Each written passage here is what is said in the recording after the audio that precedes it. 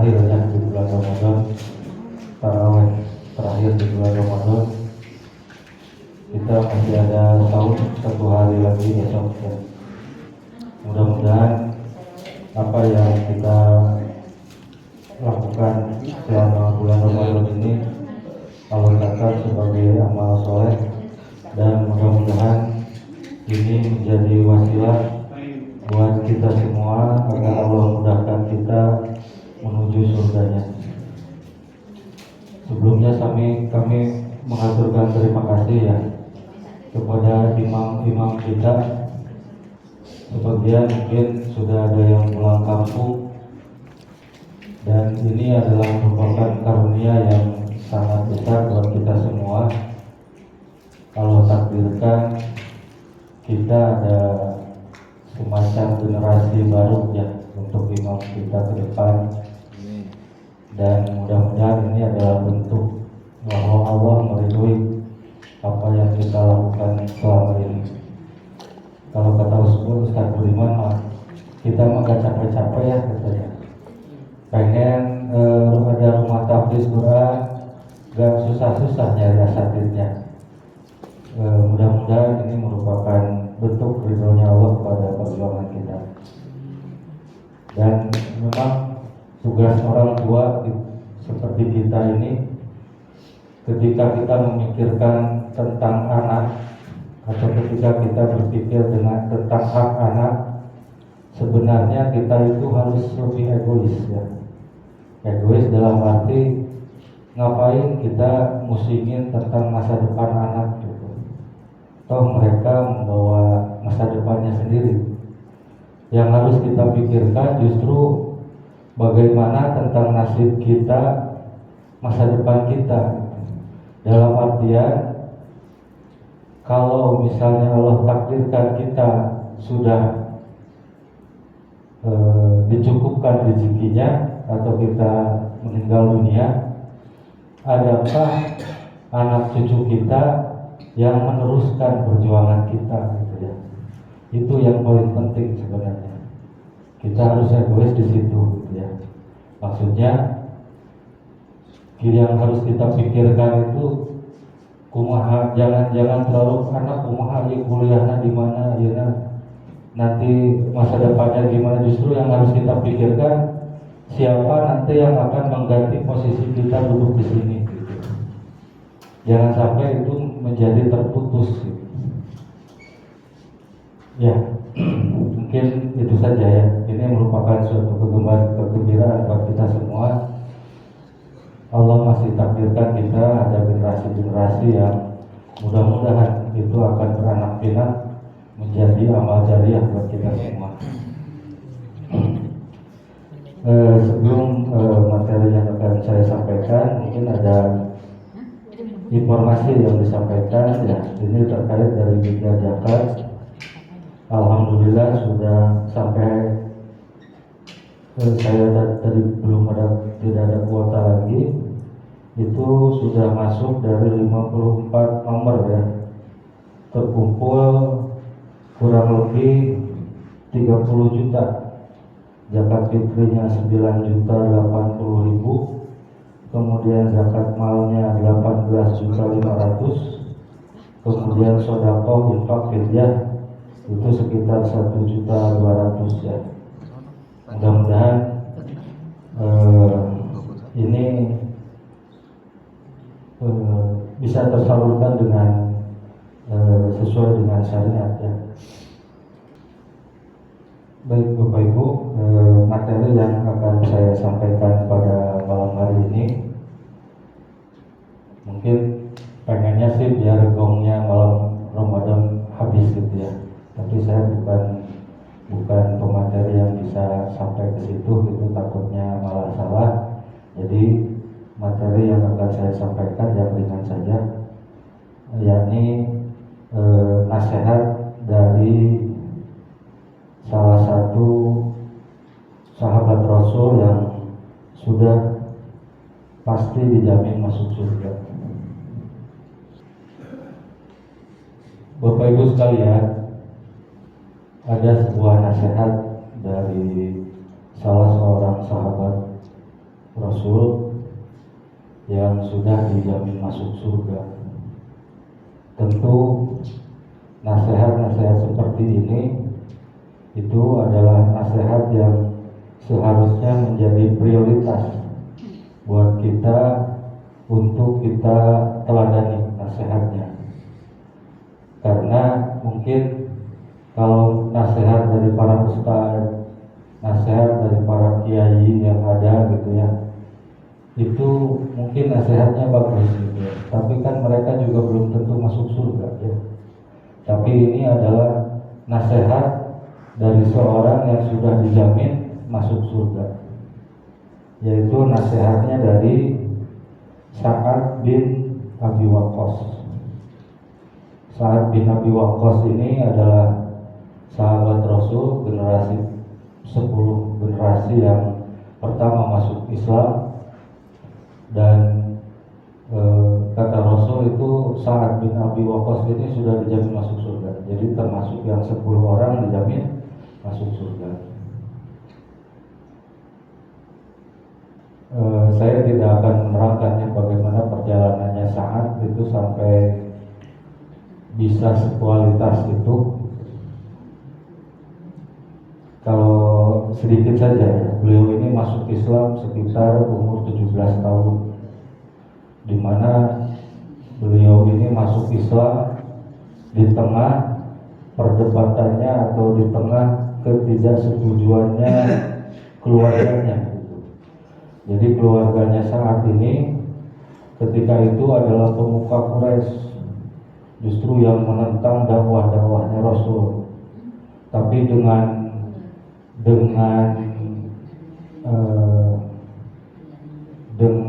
keikhlasannya saat ini berani menentang itu ya. Masuk Islam di tengah keluarganya yang tidak mendukung. Itulah Sa'ad bin Abi Waqqas. Kemudian keutamaan Sa'ad yang lainnya juga adalah beliau ini adalah satu-satunya sahabat yang setiap doanya itu pasti makbul. Jadi dan beliau ini adalah seorang pemanah yang ulu. Dari setiap anak panah yang dilepaskan itu tidak pernah lepas dari sasarannya, karena dibantu juga oleh doanya Nabi Muhammad ya. Ketika saat ini ada pertama kali melepaskan anak panahnya, Nabi Muhammad kemudian berdoa kepada Allah, ya Allah, selalu tepatkanlah anak panahnya Sa'ad gitu, dan selalu kabulkanlah doanya Sa'ad. Saking suka terkabul itu, doanya makbul, sahabat-sahabat lain itu nggak berani jahilin Sa'ad. Sekedar iseng saja nggak berani, takut ucapannya menjadi doa. Itu adalah Sa'ad gitu. Dan di masa senjanya beliau juga adalah seorang yang secara materi itu termasuk yang kelas atas gitu ya, sekelompoknya dengan Utsman gitu ya. Sehingga kemudian ada sebuah nasihat dari beliau terkait nasihat beliau di sini disebutkannya bahwa nasihatnya adalah untuk anak-anaknya gitu, sebagai mungkin pewarisnya dia.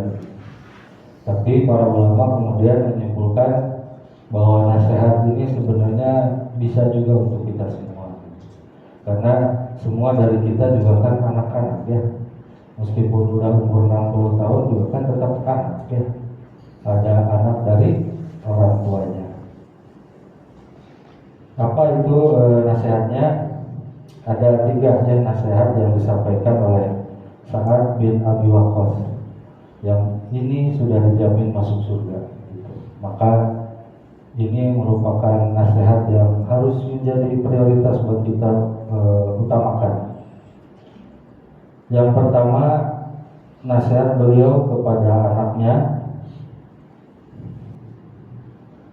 wahai anakku, kalau kamu mau sholat, wudulah yang baik.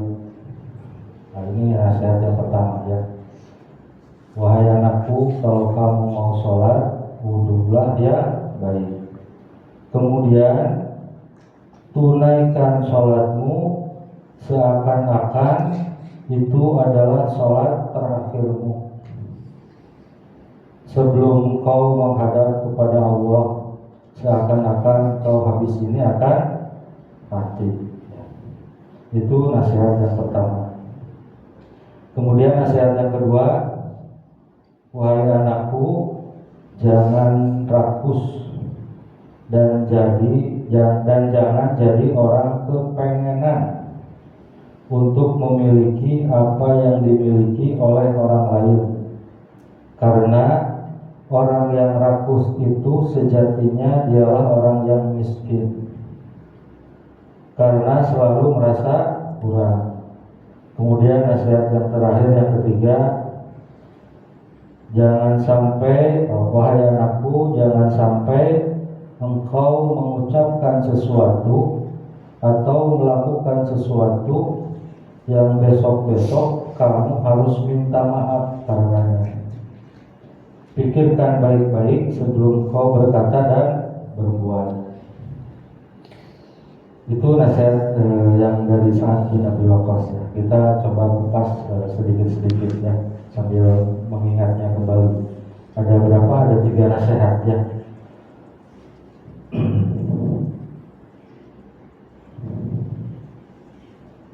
Nasihat yang pertama ya. Nasihat yang pertama ini terkait ibadah yang mulia gitu. Yakni sholat ya.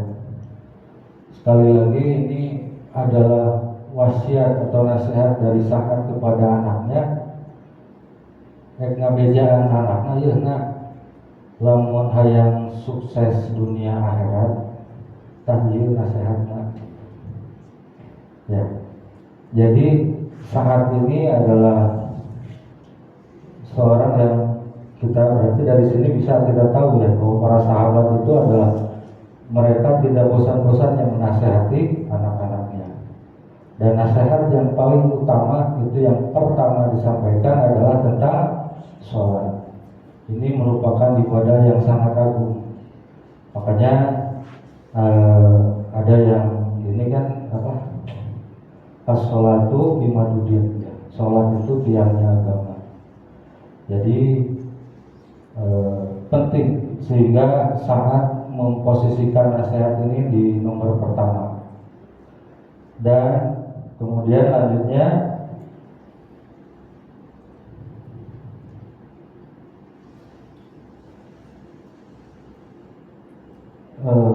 wudulah yang wahai anakku, kalau kamu mau sholat, wudulah yang baik. Dan semua ini dimulai dengan wudu yang benar. Jadi Bapak Ibu, percuma kalau misalnya kita sholat tapi wudunya gak benar gitu ya. La sholata lima la wuduhu ya, wuduha ya, wudulah ya, wudulahu. Tidak ada sholat apabila tidak ada wudu ya. Jadi ini penting sekali ya, jangan meremehkan tentang bab wudu. Mungkin selama ini kita merasa kurang bahagia atau merasa seret tentang rezeki gitu ya. Perasaan sholat udah benar gitu ya. Jangan-jangan ada yang salah dengan wudu kita ya. Makanya sangat ini sangat penting gitu ya. Mulailah sholat dan mulailah dengan wudu yang benar. Sampai para sahabat, sampai Rasul itu kepada sahabatnya ketika ada riwayat kan ya, ketika mau perang kemudian mau sholat berjamaah, kemudian sahabat itu ambil wudu, Rasulullah itu sampai mengecek sahabatnya satu persatu gitu. Jangan sampai ada wudunya yang gak benar. Sampai ada yang sahabat yang mengadukan, ya Rasulullah itu simpulan katanya wudunya itu ada yang kering, ada yang atau basahkan gitu ya. Kodro ardi dirham gitu. Ada yang tidak basah sagede dirham gitu. Maka itu ditutur ya. Jadi penting sekali wudu. Nah, terutama kalau kita nih, terutama nih orang-orang yang gemuk itu hati-hati ya. Orang-orang yang gemuk tuh wudunya kadang nggak depan. Saya pernah komplain dari saya tuh, Bun, ya ininya jarang basah nih. Jadi rasaan mau katangkep gitu ya. Padahal sikunya nggak basah. Itu hati-hati ya. Apalagi kadang tumit ya. Tumit suka lupa, suka rasaan udah kaki udah di ini basuh gitu. Padahal tumit ketinggalan gitu ya. Itu hati-hati. Hal sekecil itu saja Rasulullah menegur gitu. Qadra dirham itu ada kisahnya. Kemudian selanjutnya masih di nasihat pertama, dan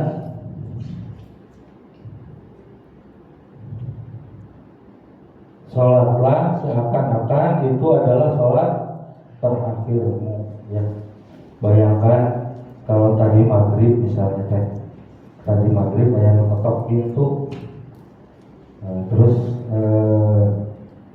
bilang ya ke Pak Dedi, oke Pak Dedi, pada taraweh, pada dicadap nyawanya, kira-kira kumaha sholat taraweh yang barusan terakhir. Pasti lagi ya Allah, ini tuh sholat taraweh terakhirku gitu ya. Pasti akan sungguh-sungguh. Tapi karena tidak ada yang ngetok tadi, iya memang gak ada yang ngetok gitu ya. Tapi apakah pasti gitu ya, setelah kita pulang dari sini nyawa kita masih bersama kita gitu? Kan enggak ya. Makanya saat bin Abi Waqqas ini wanti-wanti bab sholat harus diawali dengan wudu yang baik, dan sholatlah seakan-akan itu adalah sholat terakhirmu. Tuh ya, mudah-mudahan bisa dipahami ya. Dan itulah memang ada kan ya, kalau kamu pengen beres urusanmu, perbaiki sholatmu, karena memang sholat itu adalah semuanya ya. Modal kita hidup di dunia mungkin kalau dibilang modal gitu ya, modal utamanya adalah sholat ya. Kemudian nasihat yang kedua ini berkaitan dengan bab rizki ya, atau kalau saya mencoba menyerapnya itu, memahaminya ini bab kebahagiaan gitu. Yang kedua tentang bab rizki. Anakku, jangan rakus dan jangan jadi orang kepengenan. Kenapa? Karena ya itu ya, ini udah jelas sekali, untuk memiliki apa yang dimiliki oleh orang lain. Karena orang yang rakus itu sejatinya dialah orang yang miskin.